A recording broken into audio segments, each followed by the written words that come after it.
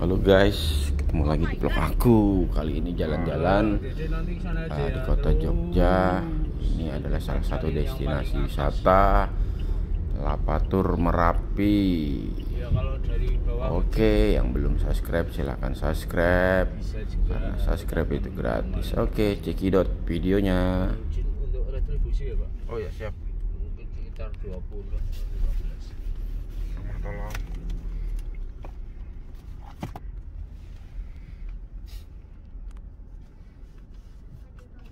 Iya, mau tangan kiri Bu. Wah, jangan apa-apa.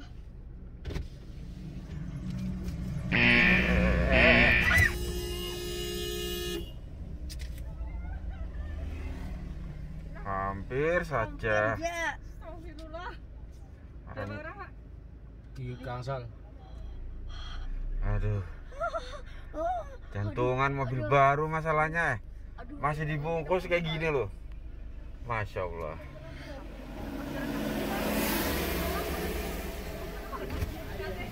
Wes, diani cengkal wi. Masukkan di diani cengkal jeep. Biasanya ora ya Pak? Ayo biasanya ora. Persiapan Pak.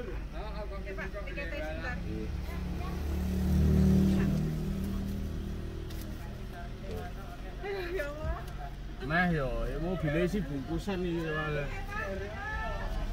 Parkir aja Pak ini Pak. Ya siapa? Masya Allah ini. Tuh polisi kan tuh mau nangkap. Kejar Pak, kejar Pak. Tangkap yang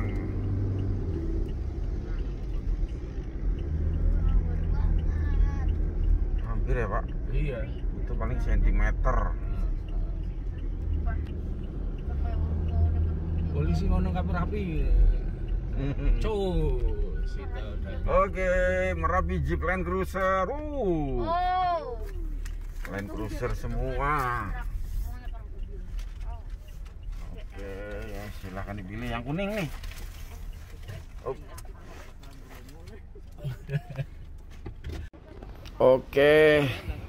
Siap. Ini kami mulai naik Jeep di base campnya Merapi Jeep Land Cruiser. Kami pilih paket long dengan biaya 650.000 dengan waktu tempuh kurang lebih 3 jam biar puas jalan-jalannya. Oke, kita lanjut perjalanan ini.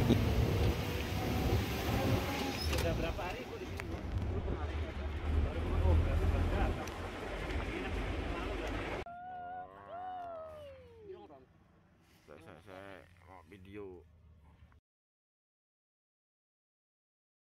Itu setidaknya ada 2 kali letusan yang sangat besar begitu, sangat bersejarah, yaitu pada tanggal 26 Oktober tahun 2010. Itu korbannya ada 39 orang, termasuk Mbak Marijan, ya, termasuk 2 volunteer dari PMI dan Vivanyu pada saat itu. Nah kemudian disusul 10 hari setelahnya, tanggal 5 November tahun 2010, itu korbannya 300 orang. Mereka bukan orang sini, ya, yang berada di 7, 8, 9, melainkan yang berada di 15 km dari puncak Merapi. Kenapa bisa terjadi? Karena erupsi pada saat itu malam. Foto abu sampai kota Yogyakarta. Ya ini sampai Tugu. Nah ini ada foto volunteer yang mengevakuasi seseorang. Tapi ini setelah diidentifikasi ternyata ya relawan juga, relawan juga. Ditawanya begitu, ya relawan juga. Tapi selamat ya. Nah kemudian selanjutnya kita lihat ini di sini ada yang erupsi. Ini saya bilang tadi kawasan ini terdampak dari erupsi yang kedua tanggal 5 November tahun 2010. Ya, ini jam 12 lebih 5 menit. Makanya saya bilang tadi banyak korbannya karena memang tidak menyala. Kami orang-orang sini dulu fungsinya di cangkringan itu di akomodir. Kami pergi mereka justru menjadi korban karena terjadi pada malam hari. Nah, kemudian bagaimana gambaran erupsi pada saat itu? Ini tergambar di sini. Tahun 2010 itu lebih ke tipe eksplosif, jadi meledak begitu. Ini meledak seperti ini, meledak.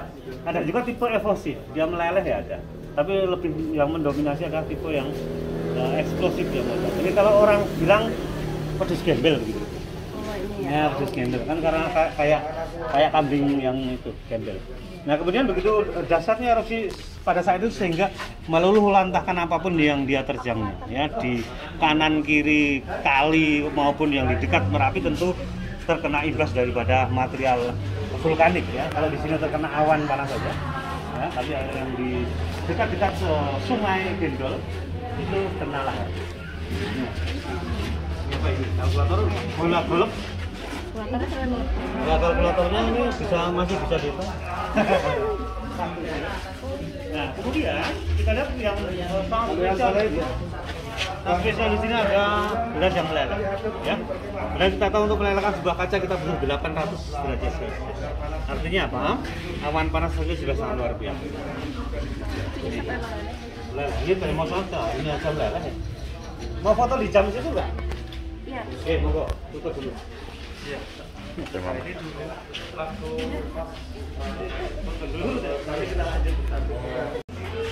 Lanjut sini Tang. Monggo. Iya. Ini ada foto-foto korban erupsi. Jadi tadi di awal sudah saya katakan bahwa ada hewan yang menjadi korban, ya. Orang juga menjadi korban. Kebanyakan memang hewan yang menjadi korban. Jadi dapat kita lihat di sana ada korban Merapi begitu yang masih dapat dievakuasi dan juga yang tinggal tenang saja karena ini ada dua makam massal. Ini sangat berbeda sekali ya. Makam massal ini letusan pertama ada 36 orang yang dimakamkan massal ya, karena dua relawan dan juga Mbah Marijan dimakamkan berbeda. Nah, ini adalah orang-orang yang berada di 4,7 km atau di Kinaharjo ya. Ini adalah ya sebenarnya tidak melulu dia itu menjadi korban, tetapi memang tidak mau dievakuasi. Nah kemudian yang bawah ini adalah korban letusan kedua yang merupakan orang-orang yang berada di 15 km dari puncak Merapi. Kondisinya sangat berbeda karena ini tertimpa oleh material yang berbeda. Ini terkena asap panas, ini terkena lahar. Ya, ada yang beberapa yang tidak dapat diidentifikasi. Gitu. Ya, kalau ini jelas ini masih lah evakuasi pada saat itu sama-sama. Kemudian sapi banyak itu sapi. Nah motornya sudah tinggal kayak gini. Sapi juga, tapi kebanyakan dibakar karena memang kalau tidak dibakar menimbulkan bau busuk. Ini juga masih sama poin kamu ada gelas yang meleleh ya, dan lain-lain. Ini kena awan asap panas saya kira ya. Debu panas sebenarnya Pak. Jadi debu dan namanya Pak Srianto. Ini rumah bapaknya Pak Sokimin dulu. Ini Pak Sriantonya ini. Sekarang masih ada. Oh masih ada saya. Sekarang masih ada. Oh berarti sempat mengungsi ya Bapak ini ya? Iya, karena saya bilang tadi tidak ada korban jiwa di sini. Ya kalau jiwa hewan ada, ya. Jiwa manusia tidak. Nah ini radio kompo ya, radio kompo meleleh. Karena ya memang hanya ini aja kan plastik. Ya. Ya. Kemudian kita ruangan selanjutnya. Oh, atau mau lihat situ juga boleh. Lihat dari jauh. Ini bekas kamar situ ya. Enggak kebakar baru. Oh, baru. Ini bekas kamar tidur tamu gitu karena dulu di Kampung Petung itu desa wisata kok. Desa wisata kopi. Jadi orang-orang lokal juga menyuguhkan berbagai macam kesenian tradisional begitu. Ada wayang, kemudian jadilan, ketoprak, tahu nggak? Ketoprak, tahu kan? Jadilan ya kayak gitulah. Mungkin di Banjarmasin juga ada ya, dari Jawa juga ada kan. Seperti itu. Jadi menyuguhkan kesenian-kesenian tradisional. Dulu kalau benda pusaka ya namanya orang Jawa dan orang dulu ya. Dimanapun pasti ada, ya. Di luar Jawa pun pasti ada benda pusaka. Nah kemudian koleksi berikutnya mau kita masuk ke ruang berikutnya. Gimana masuk? Oh bisa. Nah kemudian di sini tadi saya bilang Pak bahwa di Kampung Petung itu selain dia menyuguhkan kopi begitu juga ada kesenian tradisional yang mereka suguhkan. Ini ada wayang, kemudian ini gamelan sebagai pengiring daripada wayang begitu ya. Tetapi tinggal sisanya saja. Tetapi foto-fotonya masih ada. Jadi sebelum erupsi nanti dapat kita lihat di ruangan berikutnya kegiatan masyarakat Kampung Petung itu masih dapat kita lihat. Ini tinggal springnya saja, bednya sudah. Betul. Ini ya, ini ruang tembok rumah. Ini kan ini ada bednya di bawah. Kalau ini kan nggak ada tuh, habis. Terus direnov. Oh, bangunan ini direnov ya. Sebelumnya atapnya pasti nggak kayak gini. Ini apa? Tokonya ini beberapa tuh ini toko-toko ini aja. Selebihnya sudah direnovasi. Karena sudah memang hancur, tidak ada lagi. Mau foto di sini? Mau? Ya, monggo foto lagi. Ini waduh ceritanya. Ada juga Semar, kemudian Petro, nah, menyerupai tokoh-tokoh pewayangan begitu juga. Ini ada juga.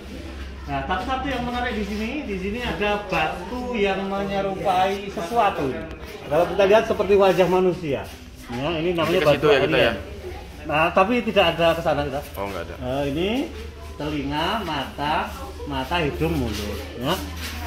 Nah, ini lava. Lava ini nampak pada malam hari ini masih sama ada sesuatu begitu penampakan. Ini kayak wujud gitu ya? Ya. Ini lava. Enggak, ini kayak wujud apa gitu loh. Oh, saya kira kayak peri. Ini masih seperti wajah juga kan? Seperti wajah manusia, seperti wajah-wajah dan sebagainya. Kecuali ini saya tidak bisa menjelaskan, ini tidak usah disyuting. Ini wajah manusia.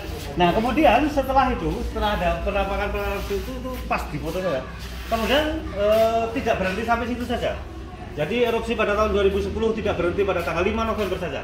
Ya, kemudian ada yang disebut lahar hujan karena terjadi hujan di puncak Merapi sehingga menimbulkan yang namanya lahar dingin atau lahar hujan ya. Lahar hujan dia ini lebih parah juga. Jangkauannya tidak hanya sampai 15 km melainkan lebih jauh lagi. Ya, di mana ada tempat yang rendah dia hajar terus. Dan material banjir bandang ini atau banjir lahar hujan ini tidak lain tidak bukan adalah pasir, batu, kerikil, debu dan lain sebagainya dan ya bisa dijual. Jadi kalau gunung Merapi kalau mau meledak besar itu dia gemuk. Jadi dia membuka beberapa sehingga yang menimbulkan ledak. Lain cerita dengan sekarang. Kalau sekarang kan dia walaupun erupsi, dia terus saja erupsi, biarin aja. Tapi dia tidak menimbulkan apa ya, lagi menimbulkan di 9 km, kemudian di 10, 12 begitu tanah-tanah kas desa. Ada juga yang mereka beli di bawah kemudian dibikinin. Nah, kemudian ini ada foto rumah Mbak Marjan almarhum. Ini mau saya ceritakan di sana. Di sana aja ya. Iya, nanti saya nggak bisa. Ya, habis cerita nanti. Ini fotonya lah. Iya, moga fotonya.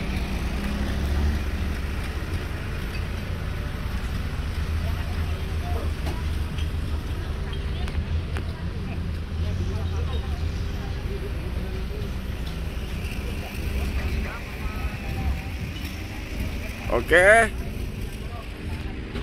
Kita lagi di mana nih? The Lost World. Oke, kita lanjut.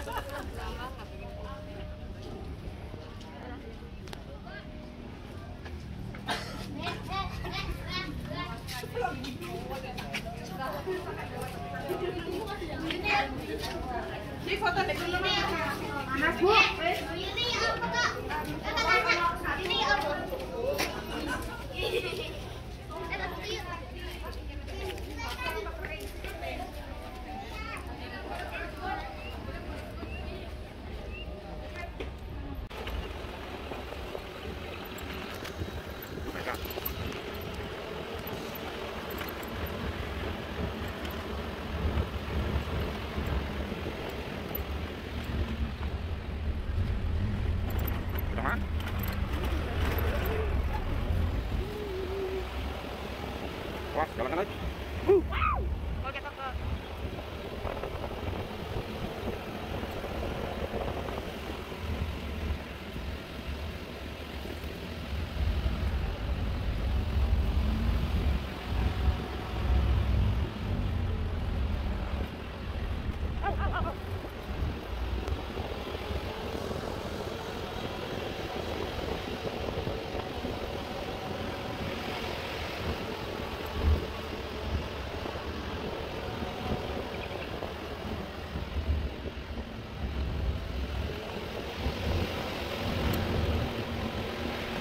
Wah.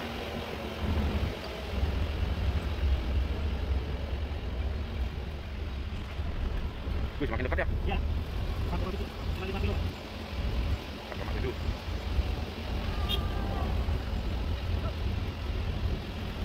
ada tiga pakai. Pakai masker semua ya. Tadi. Debu. Tadi orang pakai masker biar Jangan sampai. Turun. Turun duduk atas.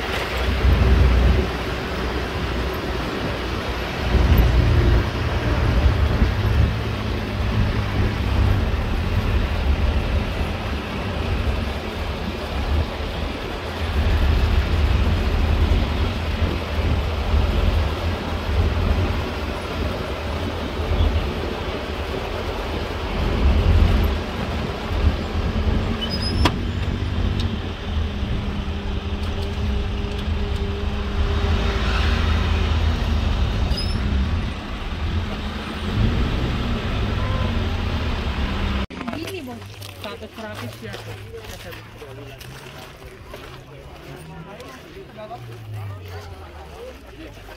Ada pengantar dulu sini. Nggih. Pengantar sedikit. Jadi Ceritain dulu. pemberhentian yang ke berapa ini? 4 ya. 4 ini adalah bunker Kaliadem. Jadi kawasan ini dulu seperti saya cerita di awal bahwa kalau kita hendak mendaki kita minta izin Mbah Marjan rumahnya di sana, kemudian kita prepare untuk bunker. Jadi bunker adalah ruang lindung darurat yang sengaja dibangun oleh pemerintah Kabupaten Sleman untuk perlindungan darurat apabila terjadi erupsi. Ya, tetapi bunker ini mempunyai sejarah kelam begitu. Ada 2 relawan yang masuk ke dalam bunker, dia hendak menyelamatkan diri, tetapi dia terjebak di sana, akhirnya meninggal dunia. Jadi tahun 2006 itu ketika terjadi erupsi tidak hanya awan panas saja yang sampai sini, melainkan lahar juga sampai sini. Sekaligus merubah jalur yang semula biasanya kalau terjadi erupsi ke arah barat itu ke arah selatan. Itu yang namanya Gegerboyo atau dinding yang menutupi Kali Gendol itu yang terbuat pada tahun 1901 runtuh pada tahun 2006. Makanya sisi selatan Merapi setelah erupsi tahun 2006 luluh lantak 15 km. Ya, monggo kalau kita mau masuk silahkan ya, nanti ruangan saja. Ya, ruangan boleh. Tapi jangan pakai kacamata hitam Pak sekarang. Oh gitu, nggak kelihatan soalnya. Ya betul sekali, tahu Pak. Karena tidak lihat. Mau jatuh lagi hampir. Nggak usah lompat, yang penting nggak usah lompat deh. Ini lompat jatuh tadi Om. Kalau jatuh lagi, kalau ulun lah ya. Ulun. Yuk. Apa ini?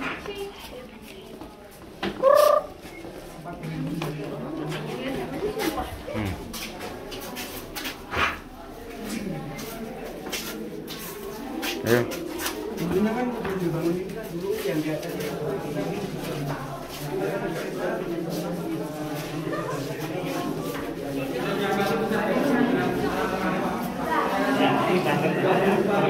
terdiri dari 3 ruangan gitu. Ruangan utama kapasitasnya 40 orang dapat masuk, kemudian ada ruangan toilet di sana, kemudian ada ruang logistik yang berada di sana. Jadi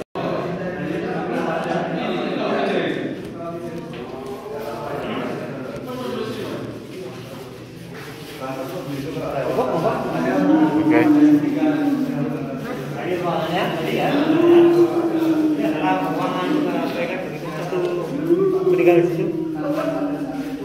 satu masuk ke dalam bak mandi itu mateng dia, yang satu di tengah-tengah sini. Kemudian Ini udah tebel banget ya padahal ya. Tebel banget ini pintunya nih. Kita lihat lagi di sini ada ruangan logistik begitu.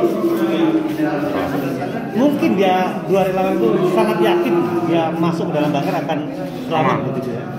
Tapi ya karena lahar yang datang tidak selamat. Suara apa, Mas? Orang-orang Suara bercanda. orang. Oke.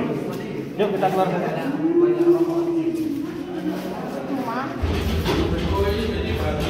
Dua lapis, sudah pintunya 2 lapis. Iya.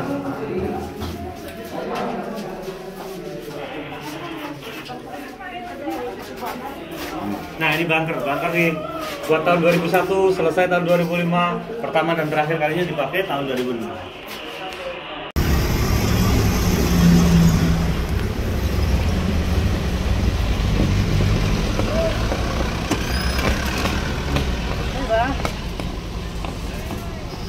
Mbak.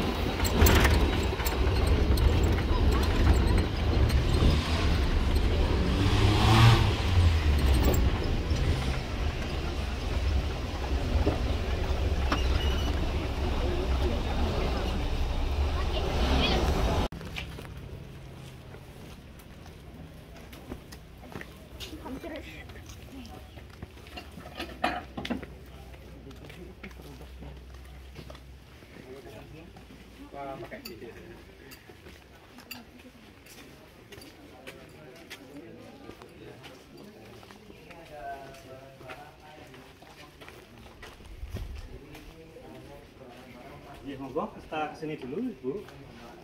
Ya, monggo kita kesini dulu. Baik, Bapak Ibu, jadi pemberhentian yang kelima ini adalah petilasan Mbah Marijan atau dulu Mbah Marijan pernah tinggal di sini. Jadi ini adalah kampung Kinarjo yang berada di 4,7 km dari Puncak Merapi. Ini setidaknya ada 39 orang yang menjadi korban di kawasan Kinarjo ini. Ya. Termasuk Mbah Marijan, termasuk 2 relawan yang hendak mengevakuasi Mbah Marijan mengendarai mobil FPV ini. Ya, jadi kawasan ini setidaknya 2 kali, Bu. 2 kali terkena material vulkanik. Yang pertama terkena asap panas dan menelan korban 39 orang. Kemudian yang kedua hancur lagi, tanggal 5 November otomatis kena lagi. Nah, kemudian kita cerita sedikit tentang Mbah Marijan. Mbah Marijan adalah orang lokal yang ditunjuk oleh Keraton Yogyakarta untuk menjadi kuncen atau juru kunci begitu. Jadi dia mempunyai setidaknya 3 tugas utama, yaitu melayani orang-orang keraton apabila melawat ke sini, karena masyarakat Jogja meyakini adanya hubungan antara keraton dengan penunggu Merapi begitu, sehingga setiap 1 tahun sekali setidaknya diadakan upacara labuan gitu, seperti keduri bersama. Nah, kemudian disitulah Mbah Marijan berperan sebagai abdi dalam untuk melayani orang-orang keraton. Ya. Kemudian tugas yang berikutnya dia memberi pejangan atau memberi sedikit pembekalan kepada pendaki sehubungan kawasan ini dulu jalur pendakian. Jadi hal apa yang boleh dilakukan, yang dilarang, jalur evakuasi mana, jalur pendakian mana. Nah, kemudian juga Mbah Marijan memberi warning kepada warga sekitar, ya, apabila terjadi peningkatan aktivitas Merapi ini dengan tanda-tanda alam, katakanlah vegetasi di Merapi sudah layu, kemudian hewan liar sudah pada turun, artinya kita harus meninggalkan kawasan ini dengan ilmu T10 atau ilmu yang karena dia sudah pernah sudah hidup sejak kecil begitu, lahir di sini, jadi sudah hafal. Mbah Marijan yang menjadi kuncen sekarang. Ya, ini hancur juga. Ini dulu rumah biasa yang di situ ada.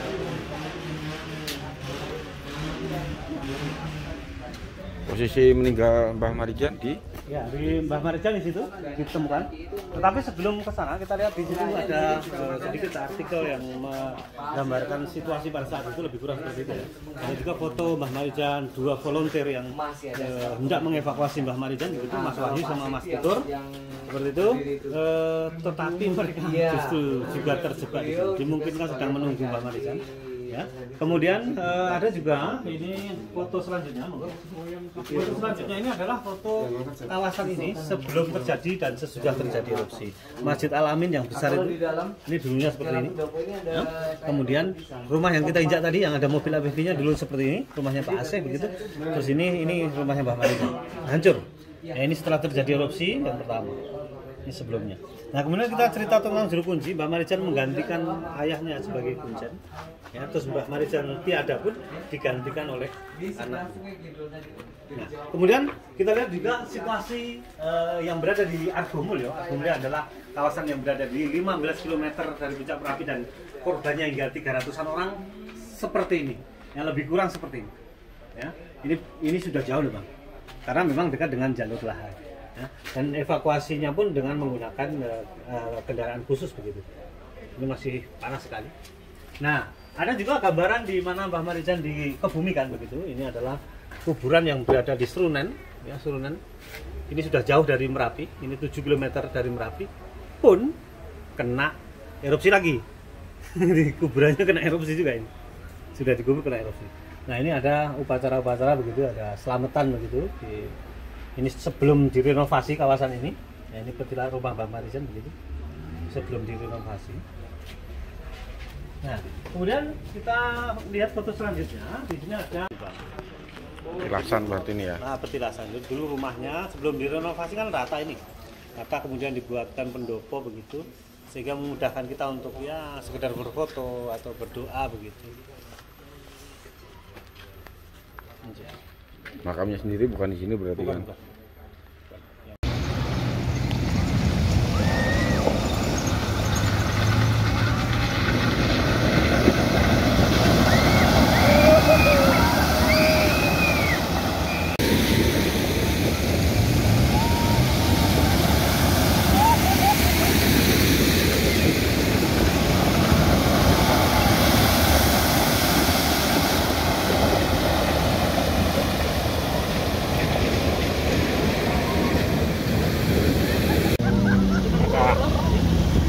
Barang-barang.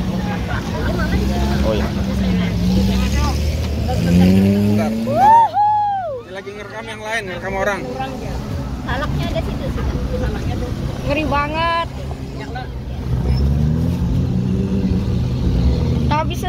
Oke guys, itulah beberapa destinasi tempat wisata selama Lapatur Merapi, dan yang terakhir ini adalah destinasi terakhir, yaitu off-road di Kali Kuning. Setelah ini selesai, kembali ke home base-nya tadi ya guys. Terima kasih buat yang sudah nonton sampai habis video ini. Buat yang belum subscribe, silahkan subscribe, share, dan komen kalau memang Anda suka vlog ini. Terima kasih, sampai jumpa di vlog berikutnya.